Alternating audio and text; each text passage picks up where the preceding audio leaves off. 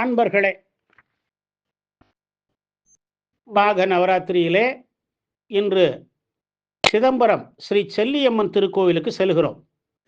சிதம்பரம் ஸ்ரீ நடராஜர் கோவிலை சுற்றி 4 திசைகளிலும் சேர சோழ பாண்டிய மன்னர்கள் தில்லையின் எல்லை தெய்வங்களாக அம்பாள் கோவில்களை அமைத்து வழிபட்டார்கள்.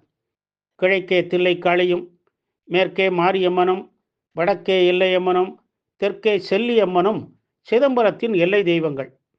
சிதம்பரம் கஞ்சித்தொட்டி பேருந்து நிலையத்திலிருந்து சுமார் 1 கிலோமீட்டர் தொலைவில் செல்லியம்மன் கோவில் உள்ளது. இந்த கோவில் 300 ஆண்டுகள் பழமை வாய்ந்தது. நெசவாளர்களால் கட்டப்பட்டது. இந்த கோவில் புனரமைக்கப்பட்டு 2002ஆம் ஆண்டு மகா கும்பாபிஷேக விழா நடைபெற்றது.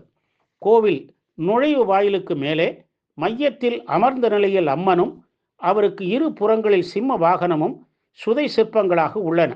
உள்ளே பலிபீடம், திரிசூலம், நவகிரகம் மற்றும் ஐயப்பன் சன்னதிகள் உள்ளன.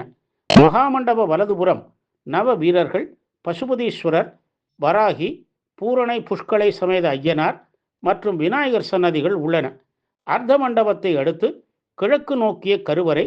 கருவறையில் 8 கைகளுடன் 5 அடி உயரத்தில் சாந்த ஸ்வரூபியாக செல்லியம்மன் காட்சி தருகிறார்.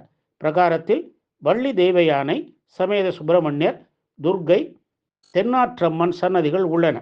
மாங்கல்ய பாக்கியம் பெற மூலவர் செல்லியம்மனுக்கு சந்தன அபிஷேகமும், குடும்பத்தில் ஒற்றுமை நிலவ, உறவுகள் பலப்பட பச்சை, மஞ்சள், சிவப்பு இவற்றில் ஏதேனும் ஒரு கலர் பட்டுப்புடவை சாற்றி வழிபட்டால் பலன் கிடைக்குமா?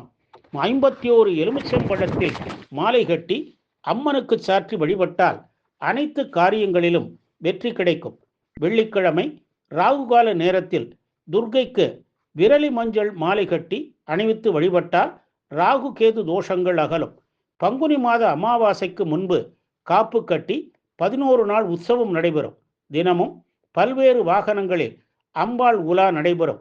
9ஆம் நாள் தேரோட்டம், 11ஆம் நாள் பூப்பல்லாக்கு. தீபாவளி அன்று கேதார கௌரி நோன்பு உற்சவம் நடைபெறும்.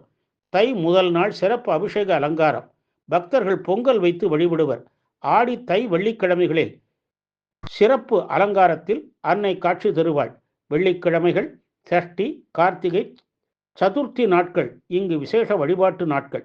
நல்லென எல்லாம் தரும் சிதம்பரம் செல்லியம்மனை போற்றி வணங்கி நல்லருள் பெறுவோமாக. ஓம் சக்தி, பராசக்தி.